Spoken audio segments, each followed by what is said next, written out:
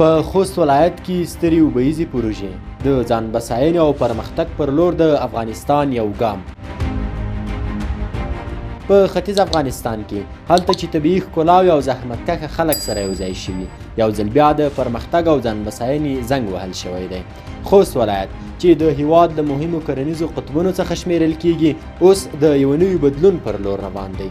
د اوبو مدیریت، د اقتصاد پیاوړتیا او د کاري فرصتونو د رامنځته کولو په موخه د بیا رغونې او اوبو رسونې پروژې پیل شوي دي. تر دې وړاندې له تاسو هیله کوو چې د اوروج څیړنیز او نشراتي ادارې چینل سبسکرایب کړئ، د خبرتیا زنګ فعال کړئ او زموږ له باکیفیته محتواو څخه د لایک او نظر له لارې ملاتړ وکړئ. په یوه تازه اقدام کې د اسلامي امارت د اوبو او انرژۍ وزارت لخوا د خوست ولایت د صبري ولسوالۍ د زنبر ذخیره‌ای بند تخنیکي مطالعات رسما پیل شول.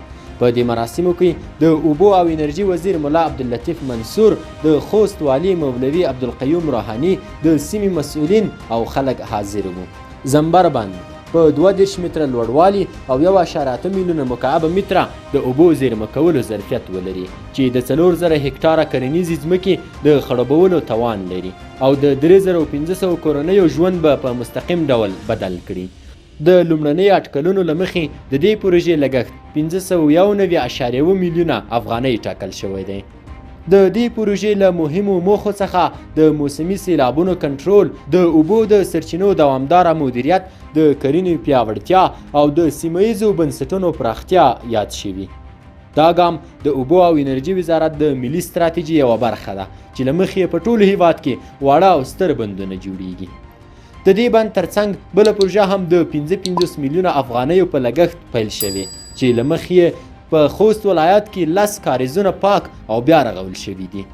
دغه کاریزونه په مختلفو سیمو کې لکه سپیرۍ، اسماعیل خیل، مندوزه، علي شیر خیل او تیرزو ولسوالۍ.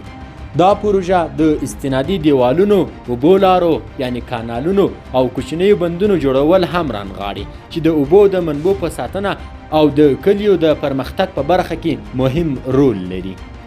د اوبو او انرژي وزیر وویل چې تر دې دمه په ټول افغانستان کې 400 واړه بندونه جوړ شوي دي او دا لړۍ به لا هم په قوت سره دوام ومومي. نوموړي له پانګوالو او بهر میشتو افغانانو وغوښتل چې هیواد ته راستانه شي، د بنسټیزو برخو په پانګونه کې برخه واخلي او د افغانستان په بیا رغونه کې فعاله ونډه واخلي. دلته یو ځل بیا هم له تاسو درنو لیدونکو هیله کوم چې د اوروج څیړنیزه او نشراتي چینل سبسکرایب کړئ څو د پرمختګ، پوهاوي، ځان باورۍ د غږ مو ملاتړ ومومي. ستاسو ملاتړ موږ ته د دوام الهام راکوي. دغه پروژې یوازې د سمنټو او ډبرو جوړښت نه دی، د ژوند امیدونه دي چې د ځمکې له زړه راټوکېږي ترڅو د راتلونکي نسلونو لپاره یو روڼ سبا جوړ کړي.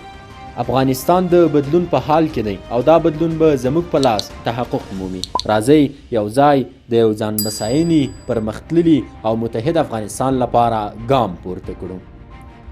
تر بل ملاقاته بریالي او سر لوړي اوسئ. ژوندی دې وي افغانستان.